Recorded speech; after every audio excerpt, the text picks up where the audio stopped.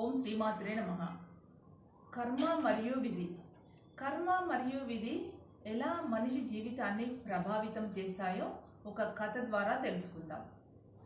దేవర్షి నారదుడు అన్ని లోకాలు తిరుగుతూ శ్రీ మహావిష్ణువును కలవడానికి వైకుంఠం చేరాడు. మహావిష్ణువును చూసి ప్రణామం చేసి, నారాయణ, మనుషుల్లో నీ యందు భక్తి తగ్గినది. భూలోకంలో ధర్మాన్ని ఆచరించేవారు ఎన్నో కష్టాలను ఎదుర్కొంటున్నారు. పాపాలను చేసిన వారు సుఖమైన జీవితం గడుపుతున్నారు అన్నాడు.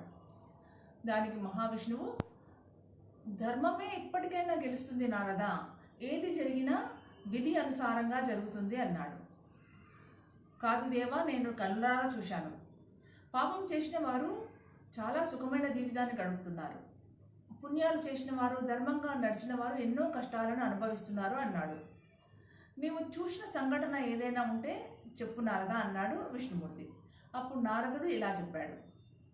ఒక అరణ్యంలో ఒక ఆవు ఊబిలో చిక్కుకొని కనబడింది. నిస్సహాయ స్థితిలో సహాయం కోసం అరుస్తుంది. అటువైపుగా ఒక దొంగ వెళ్ళాడు. వాడు ఆవును చూసి ఏమీ పట్టనట్లుగా ఆవు పైన కాలు మోపి ఊబి దాటి బయటకు వెళ్ళాడు.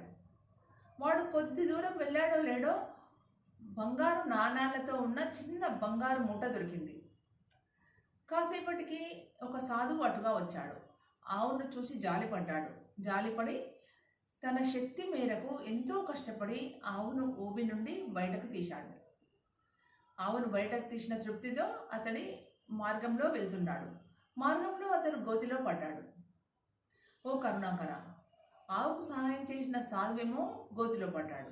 ఏ సహాయం చేయని దొంగనేమో బంగారు మూట దొరికించావు. ఇది ఏమి న్యాయం? ఇది ఎక్కడి న్యాయం నారాయణ అని విష్ణుమూర్తిని నారదుడు అడిగాడు. అప్పుడు విష్ణుమూర్తి, ఇది సరి అయినదే నారదా. ఆ దొంగకు నిజానికి పూర్వ అదృష్టం వలన ఒక పెద్ద బంగారు నిధి దొరకవలసి ఉంది. అతను చేసిన పాపానికి గాను చిన్న బంగారు మూట దొరికింది. కానీ సాధువు ఆవుకు సహాయం చేశాడు కదా, కానీ అతనికి ఆ సాధువుకు ఆ రోజే మరణగండం ఉంది. కానీ ఆవును సహాయం చేసిన పుణ్యం వలన చావు తప్పి కొద్ది దెబ్బలతో ప్రాణాలతో బయటపడ్డాడు. మనిషి చేసే ప్రతి కర్మ అంటే ప్రతి పని అతని విధిని నిర్ణయిస్తుంది. కర్మ చేత అంటే మనం చేసే పని చేత విధిని కూడా మార్చవచ్చును అని శ్రీ మహావిష్ణువు నారదుడితో చెప్పాడు. జై శ్రీరామ్.